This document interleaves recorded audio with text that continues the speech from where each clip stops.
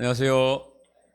네, 하나님께서 새봄맞게 역동적인 복음서 마가복음을 허락하신 것을 감사합니다. 하나님께서 오늘도 은혜를 주시고 우리 심령의 말씀의 힘으로 충만케 하시기를 간절히 기도합니다. 오늘 말씀의 제목은 권위 있는 새 교훈입니다. 우리 요절 말씀인 27절을 한번 같이 읽어봅시다. 요절. 자, 시작. 다 놀라 서로 물어 이르되 이는 어찌미냐 권위 있는 새 교훈이로다. 더러운 귀신들에게 명한즉 순종하는도다 하더라. 예. 제가 이번에는 말씀을 범위를 짧게 잡아서 전하고자 합니다.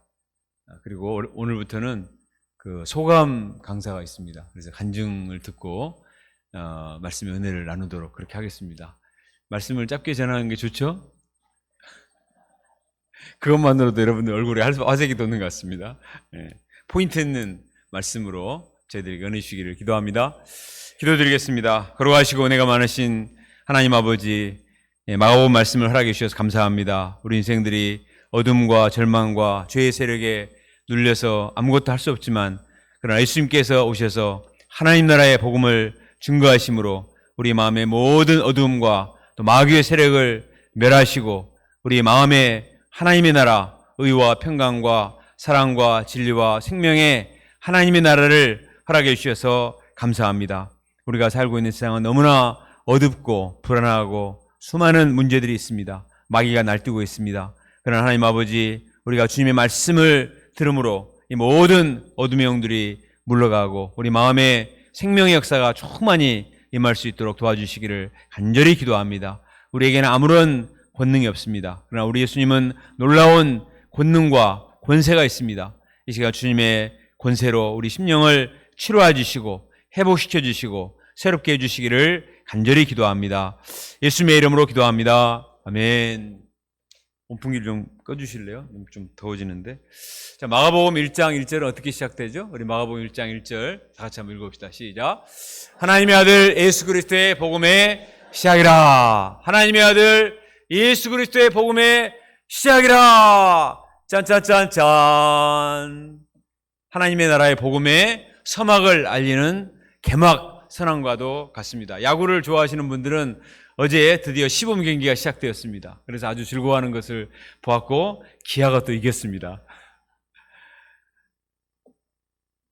그러나 진 사람들도 슬퍼하겠죠. 그런데 하나님 나라의 복음이 시작함으로 말미암아 모든 사람들에게 기쁨과 희망의 역사가 시작이 되었습니다. 그러나 이 말씀의 선언은 또 우리 인생들을 괴롭힌 마귀 사탄에 대한 선전포고와도 같습니다. 하나님의 아들 예수 그리스도의 복음이 시작되었단다. 이 사탄들아 덜덜덜덜. 이 사탄은 막 덜덜덜 떨기 시작했습니다. 그동안 사탄은 사람들의 마음을 지배하고 통치해 왔습니다. 사탄은 너무나 강력하기 때문에 우리가 감지할 수 없고 극복할 수도 없습니다. 그런데 하나님의 아들 예수님이 오셔서 이 사탄의 권세를 물리치시고 우리를 해방시켜 주셨습니다. 우리를 사탄의 권세로부터 해방시켜 주신 이것이 복음인 것입니다. 이 얼마나 놀랍고 감격스러운 역사입니까? 우리가 오늘 말씀을 통해서 예수님께서 어떻게 이 사탄 마귀의 권세를 물리치고 우리 인생들에게 참된 자유와 평강을 주시는가 배우기를 원합니다. 예수님이 가지셨던 그 권능을 저희도 덧입을 수 있기를 바랍니다. 우리가 신앙생활을 하는데 힘이 필요합니다. 주님의 권능이 필요한데 예수님은 물론 하나님의 아들이시기 때문에 물론 권능을 갖고 오셨지만 그러나 또 예수님이 권능을 덧입으신 비결이 있어요. 우리가 이 말씀을 잘 배워서 신앙생활을 하되 무력한 크리스찬이 되지 말고 이 약한 영들을 분별하고 물리치고 그 세력에 사로잡혀 있는 영혼들을 구출해내는 이러한 권능 있는 믿음의 사람들이 될 수 있기를 바랍니다. 자, 21절에 보면 장소는 가버나움입니다. 지도에 보시면 이스라엘 북쪽에 있는 갈릴리 지방의 가버나움에서 예수님이 안식일 날 역사를 시작하셨는데 예수님은 회당에 들어가셔서 말씀을 가르치셨습니다. 이때 사람들의 반응이 어땠는가? 우리 22절 말씀을 같이 읽어보겠습니다. 22절 시작. 무사람이 그의 교훈에 논라니 이는 그가 가르치시는 것이 권위 있는 자와 같고 서기관들과 같이 아니함이라. 무사람들이 그의 교훈에 어땠다고 그랬습니까? 놀랬다. 이렇게 되어 있습니다. 회당에서 예수님 말씀을 가르치실 때 그 말씀을 듣고 있던 사람들이 크게 놀랐습니다. 와, 정말 새로운 말씀이네. 정말 감동인 말씀이네. 이전에 한 번도 들어보지 못한 정말 은혜롭고 감동적인 말씀이네. 이렇게 사람들이 깜짝 놀랐습니다. 이 놀랬다는 말씀의 원어를 찾아보니까 정신이 몽해졌다, 넋을 잃어버렸다, 아연실색했다, 이런 뜻입니다. 예수님이 말씀의 내용인가는 이때 녹음이 되어 있지 않고 또 내용이 자세히 나와 있지 않기 때문에 무슨 말씀을 전했는지는 알 수가 없는데, 어쨌든 예수님 말씀을 전할 때 사람들이 너무나 놀라서 넋을 잃고 아연실색하고 정신을 잃어버릴 정도가 됐다는 것입니다. 메신저들의 로망은 평생에 이런 설교를 한번 해보는 것입니다. 도대체 어떻게 말씀을 전하면 말씀을 듣는 사람이 넋을 잃고 정신이 멍해지고 아연실색을 해서 이렇게 큰 감동을 해서 와, 한 번도 들어보지 못한 감동의 메시지다, 이렇게 말할까요? 제 목표는 졸지 않게 하는 것입니다. 제가 말씀을 전할 때 어떻게 하면은 졸지 않게 할 것인가. 그래서 때로는 오버도 하고 기도를 많이 하고 올라옵니다. 그런데 예수님의 말씀은 졸지 않는 정도가 아니라 너무나 사람들이 큰 감동을 받아서 아주 엄청난 반응을 하게 되었습니다. 22절에 보니까 예수님의 가르치시는 것이 권위가 있다고 그랬죠. 권위가 있다. 근데 이전 번역에서는 예수님의 가르치는 것이 권세가 있다, 이렇게 되었습니다. 권위는 오토리티고 권세는 파워잖아요. 그러나 어쨌든 같습니다. 예수님의 가르치시는 것은 권세가 있었습니다. 무조건 목소리만 크게 한다고 권세가 있는 것이 아니죠. 예수님의 가르침에는 권위가 있고 권세가 있었습니다. 예수님의 권세는 신적인 권위입니다. 하나님으로부터 부여받은 신적인 권위요, 영적인 권세였습니다. 모든 사람들을 압도하는 강력한 카리스마가 있었습니다. 사람들의 심령 골수를 찔러 쪼개는 놀라운 파워가 있었습니다. 서기관들도 회당에서 말씀을 가르쳤어요. 항상 안식일이 되면 서기관들이 나와서 두루마리 성경을 펼치고 또 나름대로 자기들이 가지고 온 여러 가지 설교문을 가지고 가르쳤거든요. 근데 그들에게는 권위도 없고 권세도 없고 감동이 없어요. 왜냐? 그들은 하나님 말씀 자체를 가르치는 게 아니라 장로들의 유전을 가르쳤어요. 장로들의 유전을 가르쳤습니다. 그래서 어떤 음식은 먹어야 되고 어떤 음식을 먹으면 안 되고, 손은 어떻게 씻어야 더 정결하게 되고, 안식일 날은 어느 정도를 걸어야 몇 킬로 이상은 걸으면 안 되고 몇 킬로그램 이상 들면은 그거는 범죄가 되고, 그런 것들만 계속 얘기를 하니까 무슨 꼰대 훈화처럼 너무나 답답해서 말씀의 은혜를 받을 수가 없었고, 시작하자마자 끝나기만을 기다리면서 시계를 쳐다봤습니다. 그런데 예수님의 말씀은 그런 시시콜콜한 말씀이 아니고 하나님 나라의 복음이었습니다. 하나님 나라의 복음. 때가 찼고 하나님 나라 가까웠으니 회개하고 복음을 믿으라. 때가 찼고 하나님 나라 가까웠으니 회개하고 복음을 누리라.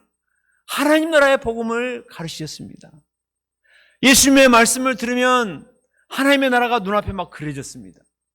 예수님의 말씀은 얼마나 감동적이고 은혜가 있고 권세가 있는지, 그냥 사람들이 그 하나님의 말씀이 그 눈앞에 그려지고 하나님 말씀에 들어가고 싶은, 하나님의 나라를 체험하고 싶은 영적인 소원이 막 불러일으켜졌습니다. 회개를 촉구하시는 예수님의 메시지는 너무나 감동적이어서 회개를 불러일으키는 뭉클함이 있었습니다. 회개를 할 때 야단 맞아서 억지로 하는 게 아니라 자기 마음에서 우러나와서 뭉클해서 하는 자발적인 회개가 있지 않습니까? 예수님의 말씀은 바로 그런 사람들의 마음을, 감동을 불러일으키는 그런 메시지였습니다. 예수님의 메시지는 단순하지만 힘이 있었습니다. 듣는 자들의 가슴을 서늘하게 하는 신선함이 있었습니다. 영혼 깊은 곳을 터치하는 울림이 있었어요. 예수님의 메시지는 무조건 야단만 치는 그런 책망의 메시지만이 아니었습니다. 사람들의 마음의 아픔과 상처를 깊이 이해하고 어루만져주는 따뜻한 메시지, 사랑의 메시지였습니다. 또 모든 인생 문제에 눌려서 고통하는 자들을 깊이 동정하는 긍휼의 메시지였습니다. 모든 사람들의 문제를 다 품고 위로하는 격려와 공감이 되는 메시지. 서기관들은 그냥 자기 지식만 자랑하는, 허공에 날아가는, 그래서 전혀 마음에 와닿지 않는 그런 사설이었지만, 예수님의 말씀은 한마디 한마디가 내 마음에 깊이 감동이 되고 상처가 치유되고 위로가 되고 힘이 되고 은혜가 되는 생명의 말씀이었습니다. 예수님의 메시지는 하트가 담긴 메시지였기 때문에 수고하고 지친 영혼들이 참된 안식과 위로를 덧입었습니다. 또 예수님은 운명과 슬픔과 절망 가운데 주저앉는 자들을 불러일으켜 세우는 도전적인 메시지였습니다. 일어나 내 자리를 들고 걸어가라. 청년아 일어나라. 아멘 안 하시네. 제 말씀이 권위가 없는 것 같습니다. 복음서를 읽어보면 예수님의 말씀은 그냥 무조건 쏟아붓는 것이 아니라 그 사람이 가장 맞는 말씀을 하세요. 어떻게 이 사람에게는 이런 말씀을 하실까? 이런 말씀은 어떻게 이 사람에게 이런 말씀을 할 수가 있을까? 예수님은 각 사람의 마음을 꿰뚫어 보시고 가장 적절한 말씀을 하시잖아요. 그렇기 때문에 사람들이 공감이 돼요. 그래서 감동을 받고, 아마도 이렇게 상한 심령을 가지고 말씀을 전하시는 예수님의 눈에서는 상한 심령에 눈물이 맺혔을 것입니다. 예수님의 심정이 담긴 메시지를 듣는 사람들은 감동을 받아서 여기저기서 참 눈물을 흘렸을 것입니다. 메신저의 또 하나의 로망. 말씀을 듣는 사람이 좀 눈물을 흘리며 감동하기를 바라는 마음. 참 어렵습니다. 웃게 하는 것은 쉬운데 정말 눈물을 흘리는 감동을 자아내는 메시지를 전한다는 것은 정말 어렵습니다. 근데 예수님은 사랑을 품고 애정을 품고 긍휼과 심정을 품고 온 마음을 쏟아부어서 말씀을 전하셨기 때문에 사람들이 다 거기에 몰입을 한 거예요. 그래서 말씀을 받고 큰 은혜를 받고 감동을 했습니다. 이런 역사가 가버나움 회당에서 일어난 것이에요. 그 사람들이 와, 어떻게 이런 말씀을 전할 수 있는가? 너무나 놀랍고 권위가 있는 말씀이다. 다 기뻐했는데 전혀 다른 반응을 나타낸 한 사람이 있었습니다. 자, 22절과 23절을 같이 읽겠습니다. 22절, 23절 시작.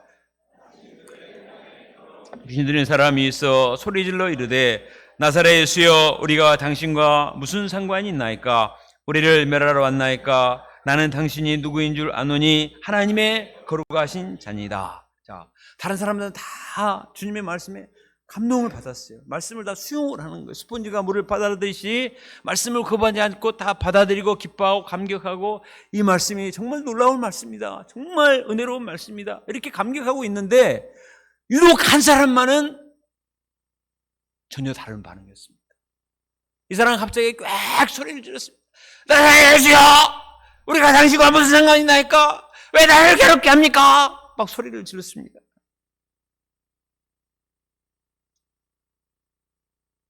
이 사람이 왜 이렇게 하는 것입니까? 그것은 더러운 귀신에 들렸기 때문인 것입니다. 그 안에 악하고 더러운 영이기 때문에 예수님의 성령의 말씀이 선포되자 견디지 못하고 반발한 거예요. 그 사람이 반발하기보다도 그 사람 안에 있는 귀신이 반발을 한 것입니다. 귀신은 그동안 이 사람을 사로잡고 자기 마음대로 조종을 해왔을 것입니다. 온갖 더럽고 음란하고 지저분한 것들로 끌고 다녔을 것입니다. 말을 해도 더러운 말, 음담패설, 상스러운 욕설, 남을 겁주고 위협하는 이 폭력적인 말과 행동을 일삼아왔습니다. 귀신이 그렇게 만든 것이죠. 그 사람은 마치 사나운 짐승과도 같았습니다. 그래도 이 사람이 어떻게 회당에 왔어요? 서기관들이 가르칠 때는 발작하거나 소리를 지르지 않았는데 예수님의 말씀이 너무나 강력했기 때문에 견디지 못하고 정체가 드러난 것이죠. 23절을 보면 이 사람은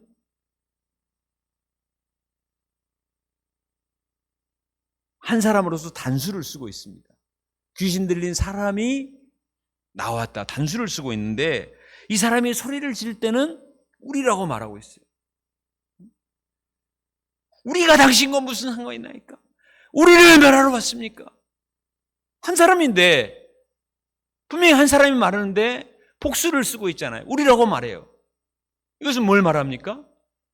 이 사람 자체가 아니라 이 사람을 사로잡고 있는 악한 영이 돌발적인 행동을 하고 소리를 친 것입니다. 여러 마리의 귀신이 떼거지로 그 사람을 사로잡고 있었던 것입니다. 이 사람은 다중인격자였던 거죠. 귀신이 그 사람의 마음속에 들어가서 여러 가지 잘못된 다중인격으로 그 사람을 파괴시키고 망가뜨려서 견딜 수 없도록 만든 것입니다. 그런데 예수님의 말씀에 견디지 못하고 발작을 했습니다. 예수님의 말씀은 강력한 빛과 같아서 어둠의 세력이 견디지 못하고 정체가 드러났습니다. 이때 예수님이 어떻게 하셨나요? 자, 25절을 보세요. 다 같이 읽어보겠습니다. 시작. 예수께서 꾸짖어 이르시되 잠잠하고 그 사람에게서 나오라 하시니, 예수님은 귀신들을 꾸짖으셨습니다. 책망하셨습니다. 잠잠하고 그 사람에게서 나오라. Be quiet. Come out of him. 조용히 해. 그 사람에서 나가. 더러운 귀신아. 이렇게 말씀하셨습니다. 예수님은 그 사람에 있는 귀신과 싸우셨습니다. 귀신에게 추방명령을 내리셨어요. 나가라! 추방명령을 내리셨습니다. 그러자 더러운 귀신이 그 사람에게 경련을 일으키게 하고 큰 소리를 지르며 떠나갔다고 했습니다. 더러운 귀신이 나간 뒤에 이 사람은 순한 양이 되어서 예수님 앞에 단정하게 앉아 있었습니다. 얼마나 놀라운 역사입니까? 누가 감히 더러운 귀신에 들려서 발작하고 소리를 지르고 하는 이 사람에게서 악한 귀신을 쫓아내고 정상적인 사람으로 만들 수가 있겠어요? 아마도 이 사람의 가족들은 이 사람을 치료하기 위해서 용하다는 의사는 다 찾아가서 치료도 해봤을 것이고, 해도 안 되니까 무당도 불러서 굿도 해보고 별의별 방법을 다 써봤지만 소용이 없었습니다. 그런데 예수님께서 권세 있는 말씀 한마디로 더러운 귀신을 쫓아내시자 이 사람이 깨끗하게 되었습니다. 짐승 같은 사람이 변화되어서 정말 건강한 사람으로 돌아오게 된 것입니다. 예수님의 말씀의 권세를 찬양합니다. 예수님은 그 사람을 사랑하셨고 마귀를 미워하셨습니다. 원수 마귀는 쫓아내시고 불쌍한 사람은 구원내신 거예요. 이것을 본 사람들의 반응이 무엇인가? 우리 27절 말씀을 같이 읽겠습니다. 시작. 다 놀라 서로 물어 이르되 이는 어찌미냐? 권위 있는 새 교훈이로다. 더러운 귀신들에게 명한즉 순종하는도다.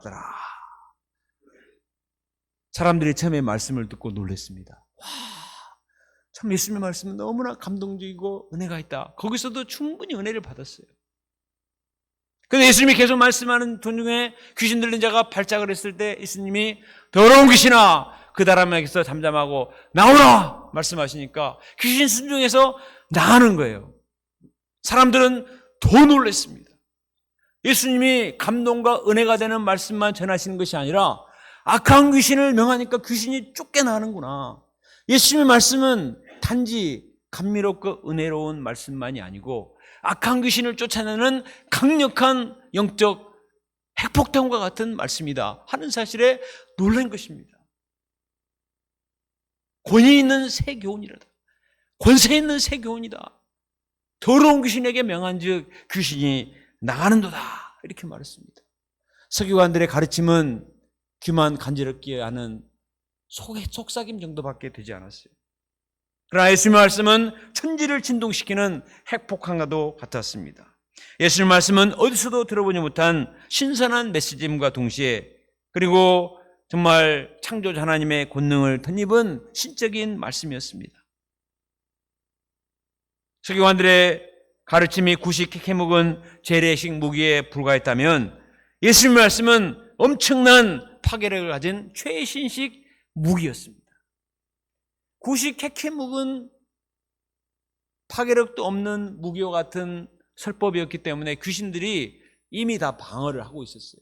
수없이 들어가지고 뭐 이 정도는 그냥 우습게 알고 대응도 하지 못했습니다. 근데 예수님 말씀은 메가톤급의 엄청난 파워가 있었기 때문에 마귀가 감히 대적도 할 수가 없었고 준비할 수도 없었고 쫓겨날 수밖에 없었습니다. 그 정도로 강력한 말씀이었습니다. 지난 수요예배 때 메시지를 전한 우리 김발래 목자님은 1학년 때 누나를 따라 UBF에 왔다고 했습니다. 처음에 환한 미소로 맞아주는 목자님들의 사랑이 너무나 좋고 복음성가를 부르고 율동하는 것도 신선하고 밥 먹는 것도 좋았습니다. 그런데 문제는 예배 시간이 고역이었어요. 말씀이 들리질 않아요. 1시간 앉아있는 것이 너무나 힘들었다고 했습니다. 수양회를 가서 레크레이션은 좋은데 말씀 듣는 것이 너무 힘들고 부담스럽고 또 막 속에서 올라오는 반발심이 있어서 결국 수양회에서 뛰쳐나왔습니다. 이것은 그의 마음을 사로잡고 있는 어둠의 영이 빛된 말씀을 감당하지 못한 거죠. 그는 결국 교회를 떠나서 육신의 본성대로 살았습니다. 외로움과 두통 때문에 술을 마시지 않으면 잠을 잘 수가 없었습니다. 밤이면 어두운 골목길을 쏘다니며 음란한 짓을 했습니다. 싸움질을 하고 남의 오토바이를 타고 소리를 지르며 도로를 질주하는 폭주족이 되었습니다. 그러다 경찰서에 끌려가는 비참한 신세가 되었습니다. 그는 술과 담배와 음란과 폭력 등 악한 영에 사로잡혀 정상적인 생활을 할 수가 없었습니다. 발레 목자님이 그날 고백한 메시지의 내용처럼 그의 모습은 사람 같지가 않았습니다. 분명히 귀골이 장대한 청년의 모습인데 그의 내면은 사람 같지가 않았습니다. 그러다 어느 날 알바하면서 용봉동을 지나게 되었는데 UBF 간판이 보여서 목자님께 연락을 하고 다시 모임에 오기 시작했어요. 그런데 목자님들이 다시 영접해 주시고 말씀으로 받아주셨습니다. 그는 지푸라기라도 붙드는 심정으로 사람답게 살아야 되겠다 생각하고 말씀을 공부하고 에스더 금식기도원에 가서 10일 동안 금식기도를 했다고 했습니다. 자신의 영이 말씀을 받을 준비가 돼 있지 않기 때문에 금식을 해서라도 말씀을 붙들어야 되겠다 생각한 거죠. 제가 개인적으로 인터뷰를 해서 물어보니까 주님께서 이사야 53장 5절 말씀으로 찾아와 주셨다고 했습니다. 그가 찔림은 인호의 허물 때문이요 그가 상함은 인호의 죄악 때문이라. 그가 징계를 받음으로 인호가 평화를 누리고 그가 채찍에 맞음으로 인호는 나음을 받았도다. 이 예수님의 십자가의 말씀이 얼어붙은 그의 마음을 녹여주는 따스함이 있었습니다. 아버지여 인호의 죄를 사하여 주옵소서. 자기 하는 것을 알지 못함이니이다. 십자가상에서 예수님의 기도는 그의 모든 추한 죄를 다 용서해 주시는 사죄의 권세가 있었습니다. 이 예수님의 십자가 보혈의 은혜를 의지해서 지난날의 죄를 다 고백하고 회개했습니다. 그리고 예수님을 그리스도로 메시아로 영접하고 말씀에 순종하는 삶을 살고자 결단했습니다. 공동생활을 하며 말씀에 순종하는 삶을 살았을 때 말씀이 들리기 시작했습니다. 그렇게 부담스럽고 졸리고 머리가 아팠는데 말씀이 깨달아지고 은혜를 받고 말씀에 반응을 하는 말씀이 영접이 되게 된 것입니다. 마음의 어둠과 악한 영이 떠나고 성령이 임하는 이런 역사가 일어났습니다. 하나님은 그를 축복하시고 아름다운 가정교회를 이루어 주시고 또 두 아들까지 주시는 큰 축복을 허락해 주셨습니다. 이제는 수양회 때나 파트 모임 때나 새벽 기도에 와서 말씀을 전하면 참 은혜가 있습니다. 처음에는 어디서 베껴온 줄 알았거든요. 근데 하루 이틀이 아니고 내가 다른 걸 찾아보니까 내 걸 베낀 것도 아니고 나름대로 열심히 참 투쟁을 한 메시지예요. 참 신기한 사람 중에 한 사람입니다. 그리고 토요일까지 외수에서 막 일하고 피곤한데 토요일 날 또 복원대 가서 열심히 전도를 해가지고 우리 남성 형제를 전도를 했습니다.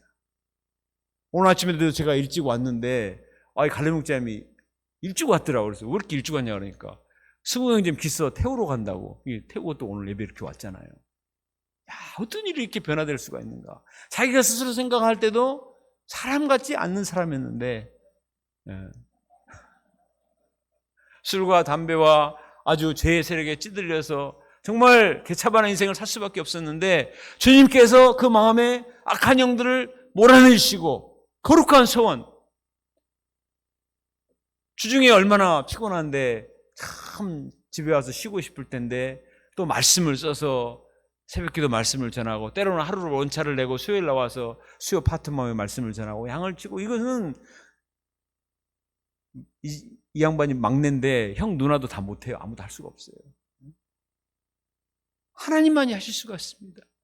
예수님의 권위 있는 새 교훈 따라서 합시다. 예수님의 권위 있는 새 교훈. 네, 예수님의 권위 있는 새 교훈이 김인호를 김갈렙으로 변화시킨 것입니다. 네, 예수님의 권위 있는 새 교훈. 예수님의 이 권위 있는 새 교훈이 이 사람을 새 사람으로 변화시키는 새로운 창조 역사, 변화 역사를 이루어 주셨습니다. 이 놀라운 역사를 이루신 주님의 은혜를 감사 찬송을 드립니다. 예수님의 말씀은 히브리서 4장 12절 말씀처럼 살아있고 활력이 있어 좌우의 날선 어떤 검보다도 예리하여 혼과 영과 및 관절과 골수를 찔러 쪼개며 모든 마음의 생각과 뜻을 판단하고 드러냅니다. 어둠을 다 드러내요. 수술하게 되면 모든 나쁜 암세포를 다 제거하고 건강한 사람으로 다시 만들듯이 우리 마음속에 온갖 악한 이 죄의 암덩어들이 덕지덕지 붙어 있다고요. 어떻게 이게 해결합니까? 그러나 하나님의 말씀은 살아있고 활력 있는 레이저보다 더 강력한 말씀이어서 혼과 영과 관절과 골수를 찔러 쪼개서 그 사람을 수술해서 영적인 수술해서 새로운 사람으로 변화시키는 놀라운 능력이 있습니다. 예수님의 권위 있고 새로운 교훈의 말씀에 이런 놀라운 은혜가 있음을 감사 찬송을 드립니다. 그런데 이 예수님의 권위 있는 새 교훈이 어떻게 예수님에게 임하게 됐는가? 이걸 제가 세 가지를 얘기를 하고자 합니다. 첫째, 예수님은 하나님의 아들이시기 때문입니다. 따라합시다. 예수님은 하나님의 아들이십니다. 마가복음 1장 1절 하나님의 아들 예수 그리스도의 복음의 시작이라. 예수님은 보통 사람이 아니에요. 예수님은 태생적으로 삼위일체 하나님이시고 살아계신 하나님의 아들이시기 때문에 그분에게는 인간이 해결할 수 없는 영적인 문제를 해결할 수 있는 시적인 권능이 있어요. 그래서 예수님의 교훈은 서기관들이나 대단한 철학자나 대단한 사람과 비교할 수 없는 권위가 있는 새 교훈인 것입니다. 믿습니까? 네. 두 번째, 예수님은 하나님께 순종하심으로 하나님께로부터 권능을 부여받으셨습니다. 자, 마가복음 1장 9절과 10절 지난주 말씀에 오면 예수님께서 세례를 받으실 필요가 없는데 세례를 받으셨습니다. 그것은 왜? 죄인들의 모든 죄를 뒤집어쓰고 나중에 십자가의 대속제물이 되어서 자기 몸이 찢겨져 십자가에 죽으시겠다는 그 결단의 표시였습니다. 하나님께서 아들을 통해서 구속 역사를 이루시고자 하는 하나님의 뜻이 있었는데 그 하나님의 뜻을 예수님이 순종하신 것입니다. 너무나 힘든 일이었지만 예수님의 일을 순종하셨을 때 하나님이 너무나 기뻐하셨습니다. 너는 내 사랑하는 아들이라 내가 너를 기뻐하노라. 주님이 기뻐하시고 너무나 기뻐하셔서 하늘을 찢어서 지난주 우리 한충희 목사 메시지 나왔죠. 하늘을 스키죠. 찢어서 성령을 그냥 확 부어주셨습니다. 너무나 기뻐가지고 아담의 범죄로 말미암아 하나님과 우리의 관계가 막혔는데 둘째 아담이신 예수님이 오셔서 하나님께 온전히 순종하시자 하나님이 너무나 기뻐하시고 성령을 부어주셨습니다.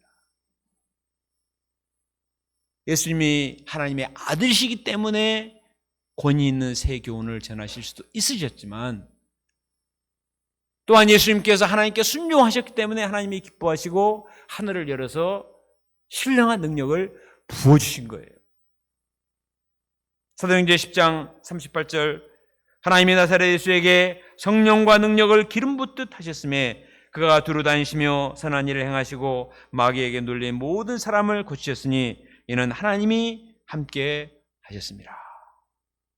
하나님이 예수님을 기뻐하시고 성령과 능력을 기름 붓듯 부으셨기 때문에 마귀에게 눌린 모든 사람을 고치셨다고 했습니다. 순종과 성령의 관계가 깊어요. 사무엘서 보면은 사울조차도 처음에 겸손하고 순종했을 때 하나님께서 성령을 부으셔서 새 사람이 되게 하고 새 나라를 시작하도록 하셨어요. 그러나 사울이 교만해져서 불순종했을 때 하나님이 성령을 거두어 가셨다고 했습니다. 그때 악신이 임했다고 했죠. 하나님은 순종하는 자에게 성령을 부어주십니다. 불순종하는 자에게는 성령을 그냥 뺏어가세요. 예수님의 아들이시라도 주님께 온전히 순종함으로 성령을 덧입었다면 우리도 하나님 말씀에 정말 순종하는 사람이 되기를 바랍니다. 우리가 부족해도 주님께 순종하면 하나님이 권능을 주십니다. 우리가 지난주에 날씨도 춥고 쉽지 않았지만 그러나 많은 우리 솔트팀들과 우리 목자님들이 캠퍼스에 올라가서 동아리 알림마리에 참여를 했습니다. 저렇게 어떤 분은 강아지까지 데리고 와서 이렇게 저것도 성령의 역사예요. 어떻게 강아지를 데리고 올 생각을 합니까? 하나님이 성령을 부어주셔서 지혜를 주셔가지고 제가 양식을 많이 우리 선교사님들한테 보내거든요. 이 사진을 첨부해서 보내니까 That's a great idea. 아주 위대한 아이디어다. 그냥은 안 오는데 강아지 보려고 막 오잖아요. 이것도 성령의 역사입니다. 하나님께서 우리에게 용기를 주시고 지혜를 주시고 믿음을 주시고 모든 자의식을 극복하게 하셔서 말씀을 전하게 하셨습니다. 북미 지부장 수양회 때 우리 폴린리 스트린스버그 선교사님을 만났는데 한 가정이 두 가정에서 역사를 섬기잖아요. 열심히 양을 데려와도 왔다가 밥만 먹고 다 떠나고 왔다 가고 그 제자를 세우기가 힘들어서 낙심이 되었지만 그래도 계속 순종해서 줄기차게 올라가고 또 올라가니까 하나님께서 몇 사람의 제작감을 세워주신다고 이렇게 간증하는 것을 봤습니다. 우리가 부족해도 주님께 순종하면 하나님께서 이처럼 권능을 보시리라 믿습니다. 세 번째로 예수님은 기도를 통해서 영역을 덧입으셨습니다. 따라합시다. 기도를 통해서 영역을 덧입읍시다. 12절에 보면 지난주 우리가 배웠죠. 예수님께서 성령에 이끌리심 받아 광야에 가서 40일 동안 금식하며 기도하셨습니다. 광야에서 40일 동안 간절히 하나님만을 의지하며 기도하셨을 때 주님께서 성령의 능력을 부어주신 것입니다. 하나님은 기도하는 예수님에게 마귀와 싸워 이길 수 있는 전투력을 허락하신 거예요. 또 35절 말씀 읽어보겠습니다. 시작. 새벽 아직도 밝기 전에 예수께서 일어나 나가 한적한 곳에 가서 거기서 기도하시더니 예수님은 새벽 미명에 그 전날 많은 사람들을 도우시고 병자들을 치료하시고 귀신을 쫓아내시고 피곤하신데도 또 새벽 미명에 나가서 하나님 앞에 간절히 기도하셨습니다. 기도할 때 하나님께서 새벽 이슬과 같이 영롱한 하나님의 권능을 부어주셔서 마귀의 세력을 물리칠 수 있도록 도와주신 것입니다. 마가복음 9장에 보면 예수님께서 귀신 들려 경련을 하는 그 아이를 데려온 아버지를 도우시면서 그 아이에게서 귀신을 쫓아내셨어요. 제자들이 깜짝 놀랐습니다. 왜 우리는 못했습니까? 비결이 무엇입니까? 예수님이 뭐라고 대답하셨죠? 기도 외에 다른 것으로는 이런 이유가 나갈 수 없습니다. 내가 능력이 있어서 했다 이렇게 말씀하시지 않고 기도 외에 다른 것으로는 이런 종류가 나갈 수 없느니라 말씀하셨습니다. 기도해야 된다는 것입니다. 하나님의 아들 예수님도 간절히 기도하셨다면 하물며 우리는 어떠하겠습니까? 철로역정의 저자 조한 번연은 이렇게 말했습니다. 기도는 영혼의 방패요 사탄을 향한 채찍이다. 사탄을 채찍질해서 내쫓아내는 능력이 기도에 있다. 18세기 영국의 유명한 찬송가 작사자인 윌리엄 쿠퍼는 말하기를 기도를 포기하는 것은 전투를 포기하는 군인과 같다고 했습니다. 군인이 전투를 포기하면 무슨 의미가 있습니까? 신자가 기도를 포기하면 영적 전쟁에서 이길 수가 없다는 거예요. 우리가 열심히 기도할 수 있기를 바랍니다. 저는 이번 주에 기도에 관한 책을 여러 권 읽었는데 참 재미있는 비유들이 많이 있더라고요. 기도를 어떤 분은 헤븐폰이라고 하셨어요. 핸드폰이 아니라 하늘에 계신 하나님과 우리를 끊임없이 참 통화하는 헤븐폰이다. 핸드폰은 배터리도 충전돼야 되고 몇 년 쓰면 새 걸로 바꿔야 되는데 헤븐폰은 배터리도 떨어지지 않고 아무리 써도 바꿀 필요가 없고 더 강력해지는 무료 공짜폰이에요. 공짜폰.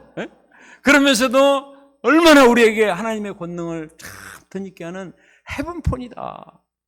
아멘. 또 기도는 수도꼭지와 같다고 표현했습니다. 수도꼭지를 틀면 물이 쫙 쏟아지듯이 하나님의 권능이 쏟아지고, 기도는 전기 스위치와 같다. 아무리 깜깜한 밤도 전기 스위치를 올리면 불이 들어오듯이 기도하게 되면 어둠이 떠나고 에너지가 우리에게 전달이 되고 힘이 전달되기 때문에 기도가 하나님의 비밀 병기라는 것입니다. 그래서 사탄은 하시는 대로 기도 못하게 하는 거예요. 새벽기도 나오려고 그러면 이상하게 머리가 아파오고, 기도만 하려고 그러면 뭘 하고 싶은 생각이 들고, 이 사단의 전략에 속으면 안 됩니다. 우리가 열심히 기도해야 되겠습니다. 저는 학생 수양이 끝나고 돌아와서 우리 김문수 형제가 은혜로운 소감 발표를 했습니다. 작년 한 해 동안 학교 생활하면서 많은 혼돈과 허무 속에서 방황했다고 했습니다. 그런데 학생 수양회를 계기로 의문이 풀리고 복잡한 내면이 정리가 되었다고 했습니다. 물론 수양회 때 은혜를 받았겠지만 작년 한 해 동안 은수 형제의 모친인 수한나 사모님이 새벽부터 간절히 기도하는 걸 봤거든요. 기도를 하나님께 받으신 것 같아요. 본인이 기도하든지 중보기도를 하든지 기도는 역사하는 힘이 있습니다. 우리가 하나님 앞에 나아가 기도하되 부르짖어 기도해야 되겠습니다. 제가 지난주에 읽은 많은 기도의 책 중에 한 가지 기억에 남는 책은 이 송중기 목사님의 부르짖는 기도의 비밀이라는 책이었습니다. 이분은 어렸을 때 너무나 가난해서 수십 번 이사를 다녔는데 너무나 가난하고 힘들기 때문에 어머니가 항상 그렇게 눈물로 부르짖어 기도를 하셨대요. 질병도 많아서 영양실조, 결핵, 늑망령 때문에 너무나 고생했는데 부르짖어 기도하시는 어머니를 배워서 자기도 부르짖어 기도해서 많은 능력을 체험을 했는데, 이분이 기도에 대해서 연구를 하면서 성경에 기도하는 것이 몇 번 나오는가 봤더니 650번 나오더랍니다. 그 중에 부르짖어 기도하는 것은 220번이 나오더라는 거예요. 기도가 650번, 그 중에 3분의 1인 220번은 부르짖어 기도하는 것이다. 그래서 자기는 어딜 가든지 기도하되 부르짖어 기도하라고 가르치고, 그분은 말하기를 부르짖는 기도는 하나님께 몰입하는 것이다. 이 말이 참 인상적이었어요. 부르짖으며 기도할 때 딴 생각을 하지 않고 온전히 하나님께 몰입해서 집중하기 때문에 기도하는 사람 자체가 큰 하나님의 능력을 덧입을 수가 있다는 것입니다. 우리가 이 문제 많은 세상 속에서 하나님 앞에 나가 간절히 부르짖어 기도해야 되겠습니다. 저는 지난 동아리 알림마리 때 바로 옆에서 동성애 동아리들이 하는 것을 보고 처음에는 썸뜩했지만 나중에는 불쌍한 마음이 들더라고요. 본인과 또 그 부모들을 생각하니까 절로 기도가 나왔습니다.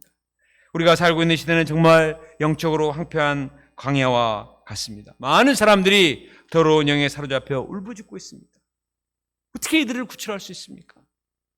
우리가 예수님과 같이 주님께 온전히 순종하고 또 부르짖어 간절히 기도하고 성령의 검 하나님 말씀을 열심히 갈고 닦아서 우리의 입을 통해서 나오는 말씀이 허공을 치는 지식의 말이 아니라 권위 있는 새 교훈의 말씀이 되어서 우리가 돕고 있는 양들이 마음에 큰 감동을 받고 은혜를 받고 또 악한 영들이 떠나고 자유케 되고 회복되는 그런 역사가 일어날 수 있기를 간절히 기도합니다.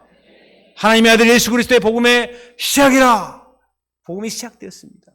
더불어서 사탄과의 전투도 시작이 된 것입니다.